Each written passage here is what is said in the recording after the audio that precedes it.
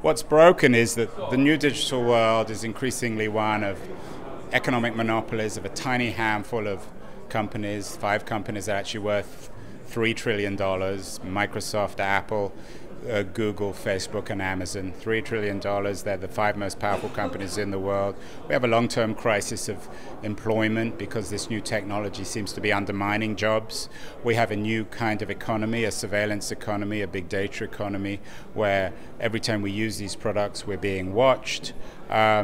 We have a cultural crisis of fake news and of lack of civility online.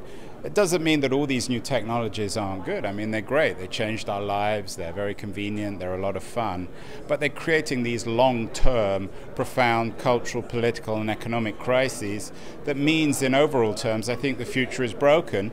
And that's why I wrote a book called How to Fix the Future, how to unbreak it, how to fix the problems with this early stage of the digital revolution. What I argue in the book is it's profound, as historic, as structural as the Industrial Revolution, and we need to learn from the past. This isn't new. Some digital people say that we've never lived through a period like this in history, that this new technology changes everything. It changes everything perhaps, but technologies always change everything, and that's the nature of our history.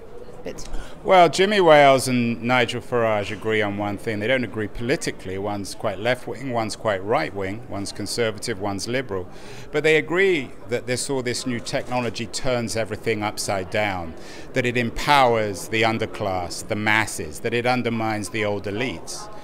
And I think they're both wrong. I think that actually this new technology has created new kinds of elites, much more powerful than ever existed before, and in many ways, certainly in political terms, it's the underclass that's being exploited and made to look foolish. So I don't buy the idea of the democratization of all this technology. Even Wikipedia, which is a non-profit network, which is very valuable in many ways, is nonetheless dominated by a tiny handful of self-appointed editors. So we have the network effect, which is particularly true in the digital economy, which lends itself to monopolies and tiny concentrations of power.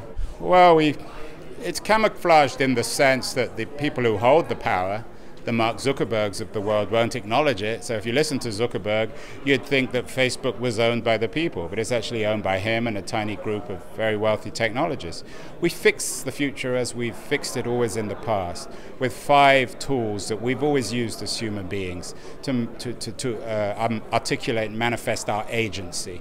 The first is regulation. We need political action by politicians to control some of these monopolies. We need the work of antitrust regulators like Margaret Vestager in the EU.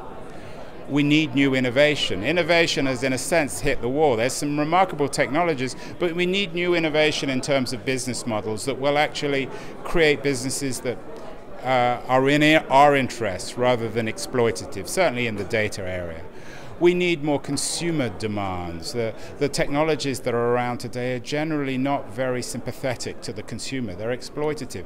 So we need to learn from the past, from automotive or from food or from healthcare, and understand the way in which consumers historically have always demanded better. We of course need civic engagement, which is really important. That's what defines us as human beings, our ability to make our societies a better place. And we need better education innovation, not just online, not just the digitalization of education, not just AI. We need education that brings out the essential humanness of us in terms of our agency through old, new schools like the Austrian-based or the Austrian-centered, at least originally, Waldorf schools that was invented by an Austrian, Rudolf Steiner.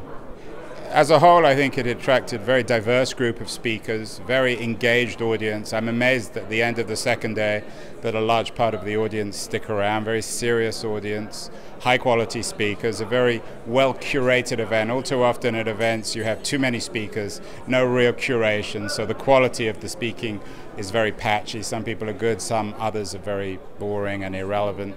I think the quality of the speakers at this event was very high. Everyone, I don't agree with everything they all said, but they were all high quality, articulate speakers with important messages. So it's certainly an event I've been honored to be invited to. I'd love to speak at it again.